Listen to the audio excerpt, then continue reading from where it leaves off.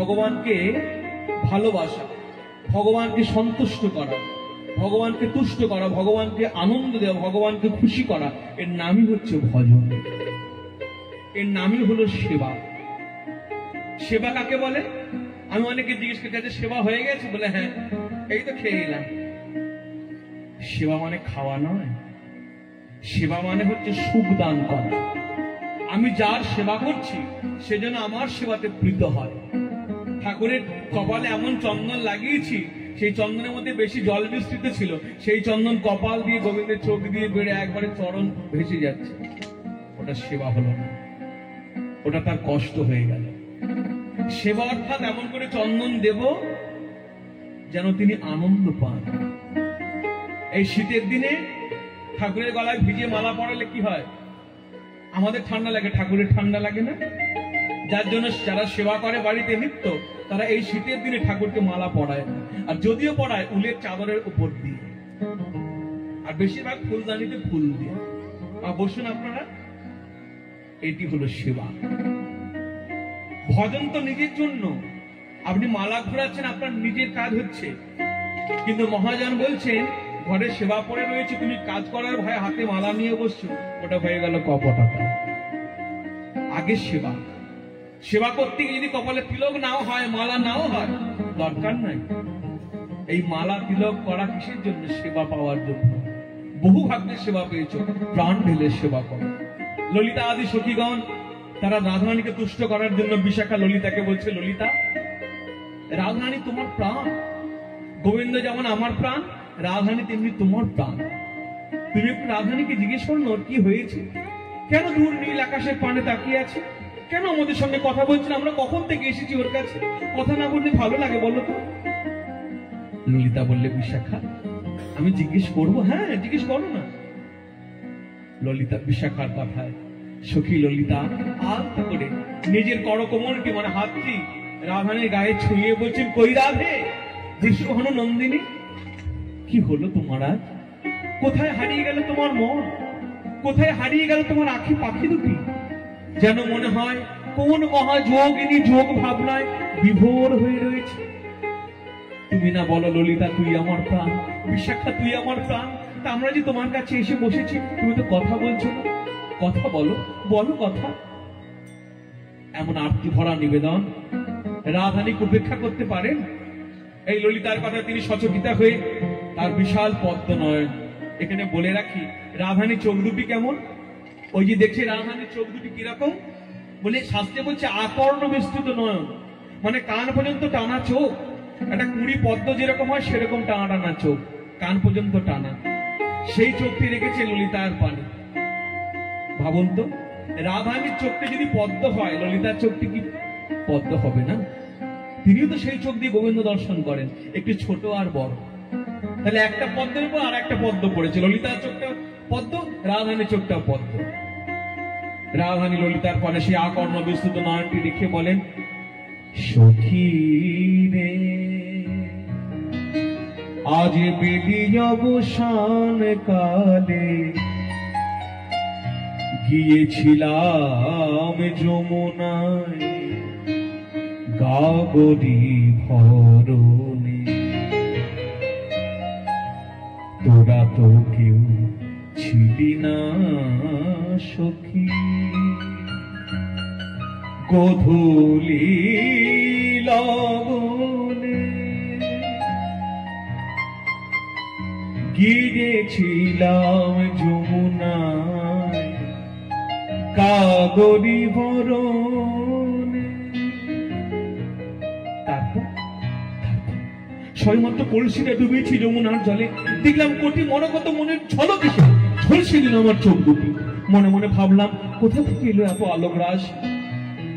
যখন শান্ত হয়ে গেল যমুনার জলরাশি, সেই যমুনার জলরাশিকে অনুসরণ করলাম, দেখলাম কদম্ব তরু বলে এক নাগর দাঁড়িয়ে আছে।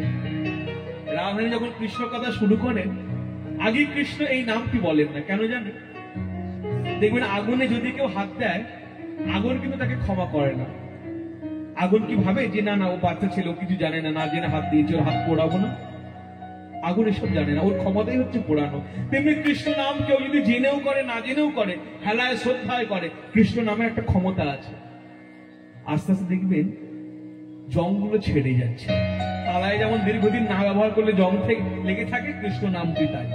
বহুদিন করেননি, আবার যখন শুরু করেছেন আস্তে আস্তে জং, অর্থাৎ জং মানে এই যে মনের মধ্যে ময়লা, আমার গাড়ি, আমার বাড়ি, আমার টাকা, আমার ঘর, আমার সংসার, আমি বড়, এইগুলো সরে যাবে। হৃদয় থেকে হিংসা দূরে যাবে। তখন মনে হয় সকল শ্রেণীর মানুষ সবাই সমান, আমরা সবাই কৃষ্ণের দাস। তারপর হৃদয় নির্মল হবে। তারপর দেখবে হৃদয় একটা আলাদা আনন্দ হচ্ছে। এগুলো ক্রম, কৃষ্ণকে পাওয়ার ক্রম, এগুলো ভজনের পথে, এগুলো ক্রম। যাই হোক, সেই রাধারানী যখন কৃষ্ণ কথা বলেন, কৃষ্ণ নাম বলছেন না কেন? কৃষ্ণ নাম বললে তিনি মূর্ছা যান। কৃষ্ণ নামের এমনই ক্ষমতা। ভালোবেসে করেন তো বলে, তাহলে আমরাও তো কৃষ্ণ নাম করি, আমরা মূর্ছা যাই না কেন? আমরা কৃষ্ণ নাম করি কিন্তু ভালোবাসি। হরি নামের মধ্যে ভালোবাসা নেই, যার জন্য কৃষ্ণ কথা বলতে গিয়ে আমাদের চোখে জল নাই। বলে তাহলে যে আমরা মাঝে মাঝে কেঁদে ফেলি, ওটা নামের জন্য। সংসারে কত লোকে লাঞ্ছনা করে, অবহেলিত করে, কত কড়া কড়া কথা বলে দেয়, সেই কথাগুলো নামের সময় মনে পড়ে। ছোট্ট একটা গান আছে, গাই দেখো। আমার শ্রী গুরুদেব খুব ভালোবাসেন এই গানটা শুনতে। হরি তোমায় ভালোবাসি কই কই কই কই, হরি তোমায় ভালোবাসি কই। এই যে লোকে দেখান আমার ভালোবাসা, এই যে লোকে দেখান আমার ভালোবাসা, নানা মুখে শুধু কাজে নই, ভালোবাসি কই হরি তোমায় ভালোবাসি কই, প্রভু তোমায় ভালোবাসি কই। যে জাহানে ভালোবাসে সে বাধা তাদি প্রেম পাশে, যে জাহানে ভালোবাসে, যে জাহানে ভালোবাসে, ভালোবাসে ভালোবাসে,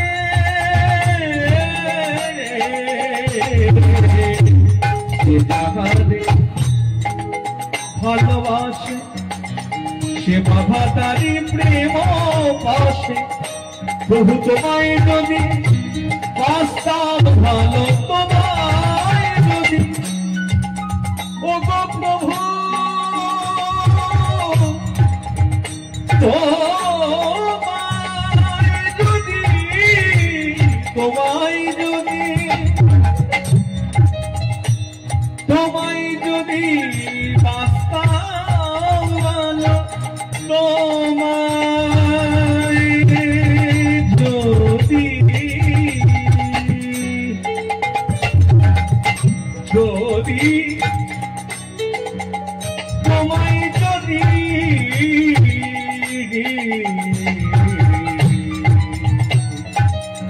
বলো তোমায়, তোমায়